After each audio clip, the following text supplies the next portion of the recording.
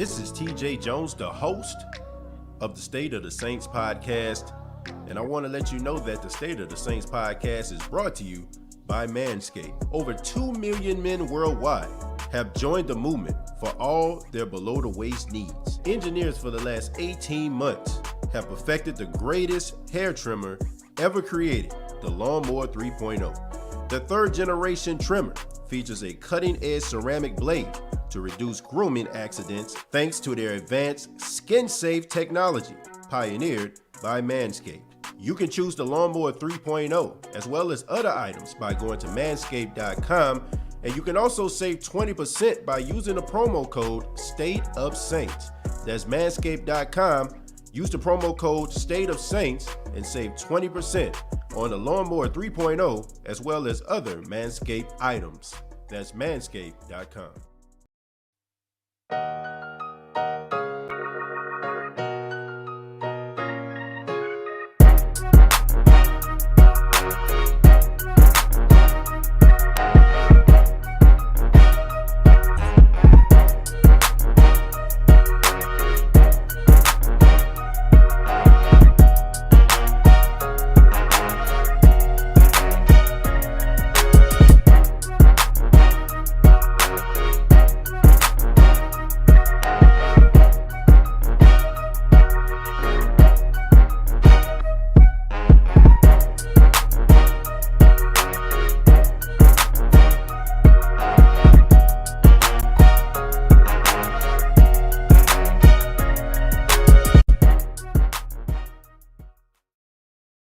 Hey, what's going on, Who That Nation? It is yours truly, TJ Jones, the host of the State of the Saints podcast. Thank you so much for checking out the State of the Saints podcast, where we talk New Orleans Saints. And we have a special guest here for the third time, triple threat, here on the State of the Saints podcast. We have John DeShazier. JD, what's going on? Nothing much, man. Nothing much. I'm looking at your intro and seeing all that Manscaped product. I'm about to get online pretty soon. We're sponsored by Manscaped, and we really do appreciate Manscaped for having us on board with them as a partnership. And JD, glad to have you here on the State of the Saints podcast from NewOrleansSaints.com. Haven't spoke to you since the announcement of the retirement of Drew Brees, and somebody that follows the team, somebody that that gives us that post game, after every Saints game, win, lose, or draw. And you had the opportunity to be in the locker room with Drew Brees. What is something that you're going to remember about number 9 in the New Orleans Saints uniform? I think the biggest thing is just how relentless he was about his work and striving to be the best he could be on the field. He was a dude who, there was no amount of work he wouldn't put in either before practice or after practice. He was a to his routines. He had a maintenance program that he was religious about, and the work he put in to be, as productive as he turned out to be was something to behold. I mean, the dude just never rested, and he was real meticulous about what he ate, sleeping, what he drank, just everything about him just was so organized and structured. I can't imagine the dude sleeping past probably 7:30 in the morning or something. I'd be shocked if he probably calls sleeping to 6:30 late. He's just one of those kind of people. So, that's the thing that stood out the most, even more than the production. It was watching the stuff that he went through to be able to give that production. Yeah, I think we all remember, going to remember Drew Brees as being one of the all-time greats. And JD, you had an opportunity to, like I said, watch some of these games and also watch some of these Saints, comebacks. So one in particular that's most recent is the one against the Washington football team, was known as the Washington Redskins at the time, and just so many great moments. But is there like one moment that you actually had the opportunity to watch firsthand Drew Brees actually, going out there, controlling the offense, something that sticks out in your mind? Maybe it's the Miami game where, the Super Bowl year where he it wasn't the, we call it the Brees leap where he scores on the 1-yard touchdown, he does the hop, but the fact that, he was emotional about it. Spike the football after, like, okay, we got this, and in a comeback mode in that game, and didn't look good. He did that, and then it was like everybody else felt like, well, okay, we good then. If Drew feels like this about it, then we're good to go. Just that kind of moment. You saw a few of those from him, because he wasn't the type that would, throw a touchdown on some cornerback who'd been talking some stuff and, run up and kind of, point at him or anything like that. He was the type that if he did something and he spiked the football or something like that, you knew it meant something to him. He, a couple of years ago against the Falcons, he ran for a touchdown. Two DBs had him dead to rights. He faked one out. One came in for the kill shot. He spun off of him, dove into the end zone, got up, spiked it, and it was like, okay, Saints gonna win this game. You just felt like it. If he felt that big about it, then you felt like they were in good shape. Yeah, I think we all just love the competitiveness of Drew Brees. Like, most of the time we see him as, cool head Luke, but there are times where we actually see that intensity show on the field. Like, it didn't work in his favor, but I remember the game against the Bears, in the wild card game, and, he thought that he got over the top, and he said, we had to get in. Yeah. But that just shows you the type of person Drew Brees is, the competitor that he is. And, I said this, JD, I mean, he turned around the franchise, a struggling franchise. I'm a native of New Orleans. I just seen some bad times, JD, in my time growing up in the ninth ward of New Orleans. But, just the guy just coming in, 6-foot quarterback, and he just basically just changed how you think about Saints football. And not only that, I know people are talking about how great he, where does he place in, in history? Is he a top 10 quarterback? I'm always giving guys the notch when they're pioneers. And I just feel like if it wasn't for a guy like Drew Brees, I don't think you'll have a guy like a Russell Wilson. I don't think you have a guy like a Baker Mayfield or a Kyler Murray, because, Drew Brees showed you that an undersized quarterback can be successful in the National Football League. I have to say that you have to give him, top 5, top 10 recognition just based on that alone. Yeah, production's got to stand for something. It's got to mean something. And the dude produced a boatload, not just numbers, but wins that went along with the numbers, and the number of players that he played with who, while he's putting up those numbers, receivers who weren't Pro Bowl receivers, or at least didn't get that recognition, because, in my mind, Marcus Colston will always be a Pro Bowl receiver. But, guys who didn't get that kind of recognition, Drew Brees just always made you feel like the Saints had a chance. Every Sunday, no matter who they were playing, road or home, even if the defense you knew was going to give up 28-31, you always felt like the Saints had a chance because he had the ball. And sometimes it was just a matter of him not having the ball last that the team didn't win, because, it was some of those situations. There was a lot of pressure on him for those 15 years as a Saint, and he delivered a lot more than he didn't. Yeah. And I think we all in the Who Dat Nation appreciate everything Drew Brees has done for the city of New Orleans, as well as the Saints organization, and giving us great moments. But, now the Saints, they turn to the future, JD. This is the NFL. The NFL, the wheels keep turning.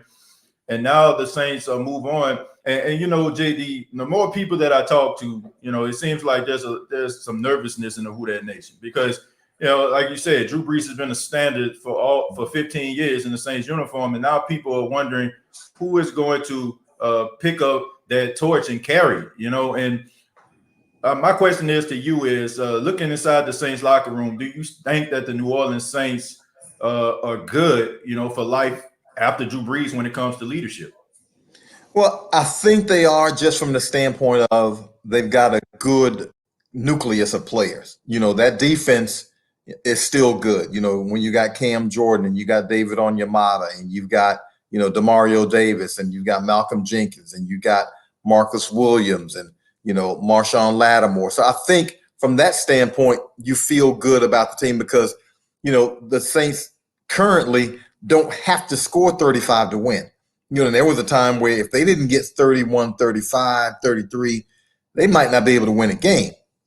Now they've got enough defense to where the defense can carry the day a lot for this team, and if not carry the day, they can certainly get enough stops to where they can put you in position to win. So from that standpoint, yeah, I feel like they're going to be competitive. I think they're in good shape. When you're talking about people being worried about the quarterback situation, they should be. I mean, because for 15 years, you had it in great hands. You knew exactly who was going to be back there. You had a good idea what he was going to produce. And so you didn't worry about that. This, for the first time in maybe 17 years, the Saints got a quarterback competition, and you don't necessarily know. And even if those guys, even if, Jameis Winston or Taysom Hill come and produce, do they bring you the same level of production? Do they bring you the same, leadership? And more than that, as a quarterback in the NFL, at some point or several points during the season, there's going to be some late drives where you just got to get it done. You either got to get that game-winning field goal, or you got to go get that go-ahead touchdown, or whatever it is, but you got to get it done on offense. And the Saints hadn't had to rely on anybody to do that except Drew Brees basically for 15 years. So can Taysom Hill do it? Can Jameis Winston do it? We don't really know yet. We know Jameis has had more chances because he was a starting quarterback at Tampa Bay, but he didn't have the roster around him in Tampa Bay either. And a lot of people, kind of dump on Jameis a little bit and say how Tom Brady elevated things in Tampa Bay. And Tom Brady did. But look, when Tom Brady went to Tampa Bay invested a whole lot more around Tom Brady than they did around Jameis Winston. Now, right? Let's be real. So, I understand Tom Brady is a fantastic player, but Jameis didn't have no Gronk, and he didn't have no Leonard Fournette, and he didn't have a team that invested in the defense the way Tampa Bay did. And so, some of those things are, legit and yet kind of sort of bogus too. So Jameis Winston will have a better surrounding cast in New Orleans. But again, it comes down to, can you make that big throw? Can you rally the troops when, there's going to be some games where you just don't play well for 2.5, 3 quarters, but you got to come up with the goods in the fourth quarter. So, can Jameis and can Taysom do that? We don't know that of them yet. Yeah, I agree. Look, like I said at the beginning, I mean, I've seen some bad quarterback play from the New Orleans Saints in my time. Yeah. So I can understand how people feel and how skeptical they are about, can these guys deliver. But, I look at the leadership that they actually have. I look at guys like Demario Davis and Cam Jordan.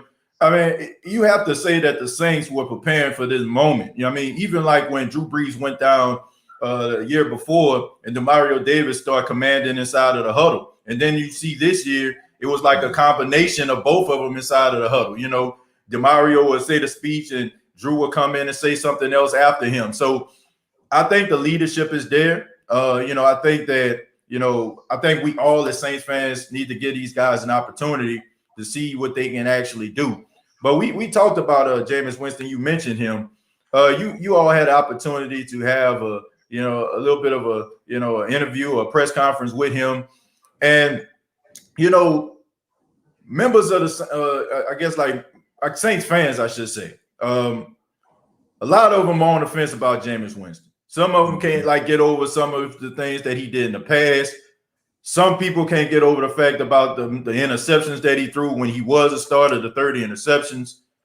But JD, you had opportunity to, be at that press conference with Jameis Winston. Do you see a change in Jameis Winston? And is there something that we in the Who Dat Nation do we need to buy into what Jameis Winston is indeed selling right now? Did he make a believer out of you? Well, as a teammate and as a leader, yeah. I mean, everywhere he's been, going back to Florida State and all his years at Tampa Bay, you have never heard teammates say a bad word about Jameis Winston. Not a one. They love him as a leader. They love him as a teammate. They love his talent. And yes, he did throw the 30 picks in Tampa and had some fumbles that year too. But before that year, he was pretty steady around 13, 14 interceptions a year, which is manageable. Because really in the NFL, that's pretty manageable. Drew Brees spoiled us throwing, 6 interceptions in a season. He had some seasons where he threw, 14, 15. So, that's pretty much where Jameis Winston was. And you feel like with a better cast around him, with better coaching, or at least coaching that stresses to him, you don't need the home run. It's okay to take a single. It's okay to take a sack because you can punt it. You got a good defense. You'll get the ball back. But again, you put the offense around him that the Saints have. Saints have the two best tackles in the league for my money, and Ryan Ramczyk and Teron Armstead. They have, to me, an underrated, but I think blossoming center in Eric McCoy. I think Eric McCoy is Pro Bowl caliber, all pro caliber already. They feel good at the guard position with Cesar Ruiz and Andrews Pete. Now, Andrews Pete will have some days, but, he's out there. He's versatile. Then you throw in Michael Thomas at receiver and Alvin Kamara at running back. Well, a lot of teams would love that. So the Saints ain't exactly begging for help on offense. So Jameis won't have to go out there. And again, he won't have to win every game by himself. There's going to be some situations where he's going to have to come up big, but he's got a lot of help out there. So you can minimize the risk because you've got a good surrounding cast. You got a good supporting cast. And I think that's a big thing that he saw when he came back, said, you know what? I got a chance to not only win there, of course you want to get paid, but I got a chance to win there. And Jameis, he got emotional talking about being on the playoff team where he wasn't even starting quarterback. But he was, to have a chance to be in those moments, to play meaningful games, to see how a team prepares and all that stuff. I believe fundamentally, I do believe it changed him as a person. Now, I ain't saying he was a bad person because, again, he did some stupid stuff in his younger days. A lot of that, I think, is attributable to youth. Again, man, I did some stuff when I was 21, 22. I wouldn't want my mama to know. and so I'm sure he had some of those moments. But, I mean, he sounds like a matured player. Is it going to manifest itself on the field? Well, he said, he had somebody tell him, you can be a good quarterback, and I'm paraphrasing, you can be a good quarterback and not a good man. But if you're a good man, it'll make you a better quarterback. And I think he is at the point where he's a pretty good man. Yeah, I look at Jameis Winston, and I mean, he won me over. I had an opportunity to really kind of just watch this guy, his rise. Even when he was at Florida State, I think we all saw him. The Heisman Trophy winner, the national champion. But like you said, I mean, we all make mistakes when we were young. I remember being a young 19-year-old sophomore going to Jackson State University. And, thank God for they probably have social media and stuff like that at the time. Exactly.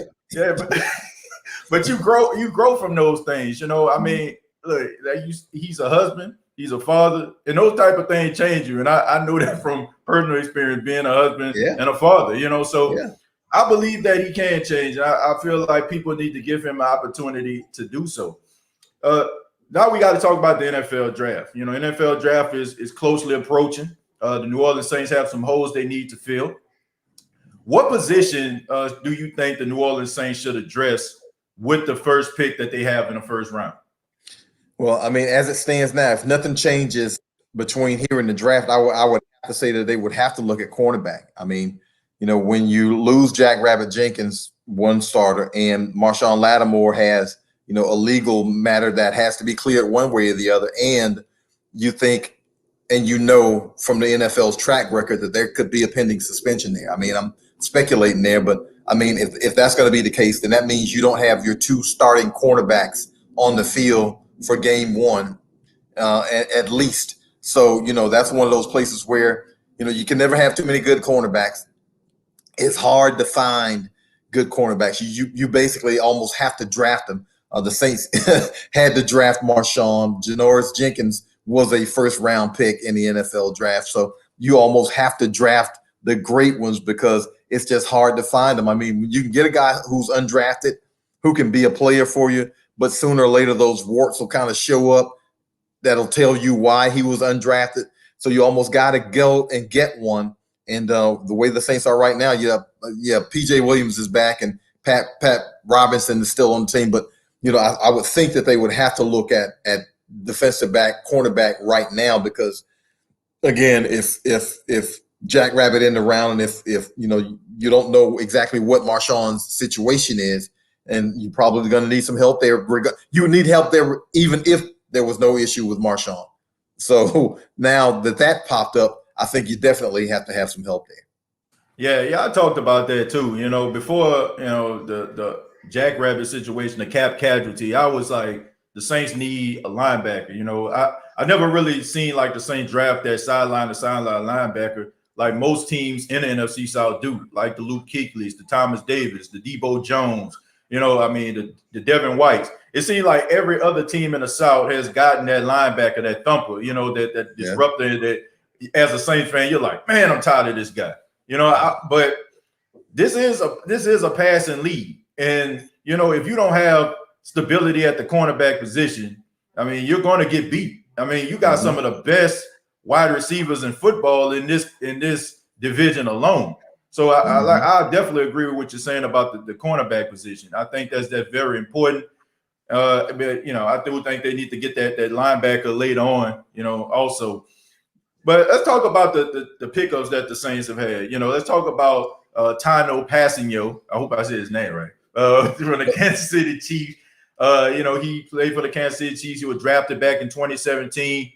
He reminds me like a Ziggy Ansah type player. When he first came out, he was a raw talent, had a lot of ability and skills, and he's coming to the New Orleans Saints. What do you think? From your personal opinion, what can he bring to the New Orleans Saints? Do you think he'll be a starter? Do you think that he would just be a solid rotation player? What do you think? Oh, I definitely think he's going to be a rotation player. I don't know if he's going to be a starter because, he'll probably be a nice little scrap for a starting position between he and Carl Granderson, dude that, who kind of flew under the radar and got about 5 sacks or so last year. But he is a big dude. He's 6'6", he's 261, so he's rangy, he's long. He can play inside and outside. And, you always benefit if you got a stud on the other side. So you got Cam Jordan on the other side. You got David Onyemata in the middle who's wreaking havoc. So that will make his job that much easier because as Trey Hendrickson did last year, Trey Hendrickson took advantage of all those one-on-one situations and started beating people, got 13.5 sacks and cashed in as a free agent. He can be the exact same guy because he'll be in that position. Whoever's on that other side will be able to take advantage of that. And, you rotate the line around, you get in those pass situations. He said one of the things he liked was the fun he saw the Saints having and the way they were relentless. When Kansas City played the Saints last year, Saints sacked Patrick Mahomes 4 times. Didn't win that game, but I thought they played Patrick Mahomes about as well as you can play him, without just getting shredded. They made him chip everything, and the defense was on the field for 92 plays in that game, by the way. But, I think he's somebody who can come in and challenge. I think he'll immediately be in the rotation. But I think he's got starting quality. He's got the physical dimensions to do it. He's got the athleticism to do it. So now he's going to have to put himself in a situation where hopefully he can take advantage of some of what he'll reap from Cam Jordan and from David Onyemata. Yeah, I'm definitely looking forward to seeing what he can bring to the table. I know he has a lot of upside and a lot of promise. And my final question for you is about Marcus Davenport. Is this a put up or shut up year for Marcus Davenport? Well, he's see it in him, and that's the thing. He keeps getting hurt, and that's the thing too. And the most important ability in the NFL is availability. If you're not available, then it doesn't matter how much of a physical specimen you are. It doesn't matter how strong you are, how fast you are. If you ain't on the field, it don't mean nothing. So that's the big thing with Marcus. Can he stay healthy?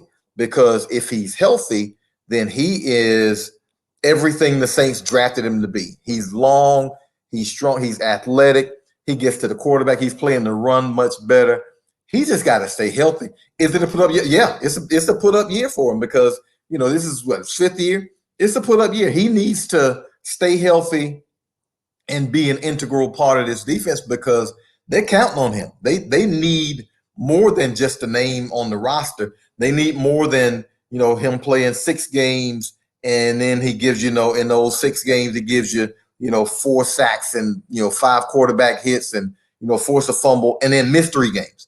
That doesn't do any good for continuity for a defense. You need to be able to depend on folks. You got to be able to count on them, you got to be able to say, okay, we're going to have him for at least 14 games. Well, 15, because now that the NFL season's going to 17. So at least 15 games, you feel like you need to have him, because when he's out there, he makes a huge, huge difference.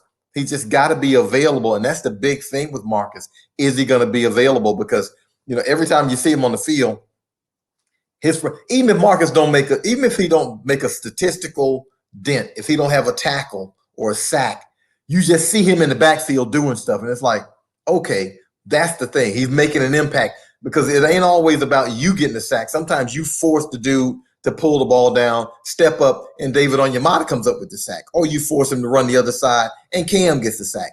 That can happen, and that impact goes undervalued, but Marcus can do that. That's what he's got to be available to do, and that's the big thing with him. Yeah, I think we all are waiting for the light to come on with Davenport. I mean, everybody, I think a lot of people know that the talent is there. Yeah. The physical attributes are there, but like you said, it's about availability. I've heard this said so many times, like you can't make the club in the tub, like yes, you got to sir. make sure that you're out there. Yes, sir. You got to be out there. Your teammates got to be able to count on you. So looking forward to big things with Marcus Davenport and finally seeing him live up to his potential. But JD, thank you so much for being a part of the State of the Saints podcast. And before you get up out of here, let everybody know how they can get in touch with you. Well, you can always get me on Twitter at John DeShazier. I'm also on Instagram under my name, John DeShazier. I'm rarely on Instagram, but I check it every now and then. But mostly, I'm a Twitter head, man. I love being on Twitter. I'm on there, for a good majority of the day, because I just feel like that's where I get my best news, and all the people I follow, including TJ. So that's where I kind of catch up with everything I need to find out. So. But that's the main way to get me, on Twitter. Yeah, definitely. We look forward to hearing from you, and also like seeing your tweets, and also that great commentary when we start getting close to the season, from NewOrleansSaints.com. We're always looking forward to that, JD. Thank you so much for being a part of the State of the Saints podcast. Always a pleasure, and looking forward to next time. We won't wait so long next time. Nah, we won't. All right, you take care.